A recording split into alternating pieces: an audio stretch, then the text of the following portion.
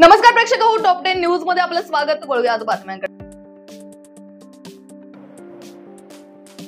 केंद्र सरकारने दिलेली Z+ सुरक्षा शरद पवारांनी नाकारली आहे. केंद्र सरकारने शरद पवारांना Z+ सुरक्षा दिल्यानंतर गृह मंत्रालयाचे अधिकारी दिल्ली येथे शरद पवारांच्या निवासस्थानी दाखल झाले होते. 15 अधिकाऱ्यांनी याबाबत शरद पवारांशी चर्चा केली.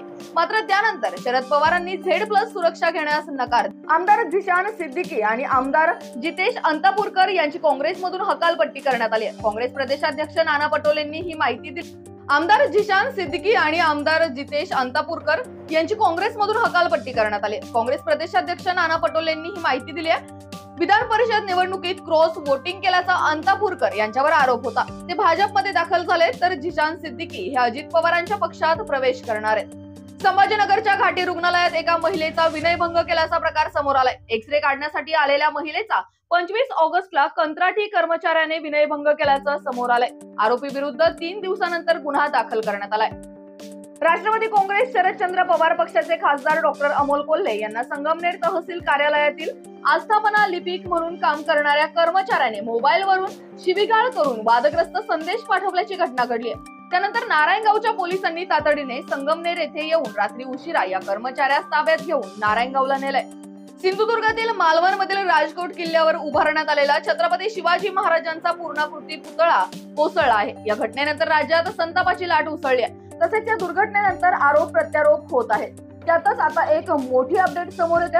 छत्रपती शिवाजी महाराजांचा पुतळा कोसळल्याप्रकरणी स्ट्रक्चरल कन्सल्टंट असलेला आरोपी चेतन पाटीलला पोलिसांनी ताब्यात घेतलाय.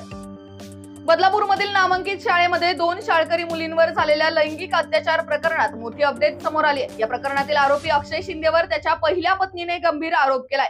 अक्षय शिंदे हा लैंगिक विकृत असल्याची माहिती तिने पोलिसांना दिली आहे. या प्रकरणातील आरोपी अक्षय शिंदे विरोधात दुसऱ्या मुलींचे लैंगिक शोषण केल्याविरोधात गुन्हा दाखल झालाय. या प्रकरणी त्याला आज कोर्टामध्ये हजर करण्यात आले आहे. कोलकाता आणि बदलापूरमधील घटनेनंतर महिला सुरक्षेचा प्रश्न निर्माण झालाय. या घटनेनंतर अनेक जण महिला सुरक्षेविषयी चिंता व्यक्त करत आहेत. याच दरम्यान आंध्र प्रदेशच्या विजयवाडातून धक्कादायक प्रकार समोर आलाय. आंध्र प्रदेशातील इंजिनिअरिंग कॉलेजमध्ये विद्यार्थिनीच्या हॉस्टेलमधील वॉशरूम मध्ये छुपे कॅमेरे आढळले. हा धक्कादायक प्रकार उघडकीस आल्यानंतर विद्यार्थ्यांनी मध्यरात्रीच कॉलेज बाहेर संताप व्यक्त केला. महाराष्ट्रासह तब्बल 31 जिल्ह्यांमध्ये आजपासून पुढील 6 दिवस मेघगर्जनेसह मुसळधार पाऊस कोसळणार असा अंदाज भारतीय हवामान खात्याने व्यक्त केलाय. या पार्श्वभूमीवर काही राज्यांना पावसाचा रेड अलर्ट देखील जारी करण्यात आलाय. नागरिकांनी काम असेल तरच घराबाहेर पडावे अशा सूचना देण्यात आल्या. गेल्या काही दिवसांपासून महिला तरुणींसोबत घडलेल्या अत्याचाराच्या घटनेमुळे राज्यात संताप व्यक्त करण्यात येतोय. दररोज नवनवीन प्रकरणे समोर येत आहेत. पण अकोल्यात घडलेल्या घटनेमुळे तळपायाची आग मस्तकात गेल्याशिवाय राहणार नाही. होय, अकोल्यात एका 10 वर्षीय मुलीसोबत आधी बापाने त्यानंतर मामानेही अत्याचार केला. पोलिसांनी दोघांनाही तात्काळ बेड्या ठोकल्यात.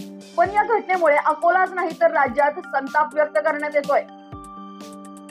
कोल्हापुरात एका भयानक अपघाताची घटना घडली आहे. या घटनेत एका तरुणाला 4 चाकीने जोराची धडक दिली आहे. शहराजवळील उंचगाव या गावात हा भयंकर अपघात झाला असून त्याचा CCTV फुटेजही समोर आलाय.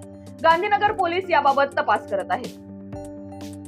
अशाच ताज्या आणि नवनवीन घडामोडींसाठी पाहत रहा राष्ट्र सह्याद्री न्यूज. धन्यवाद.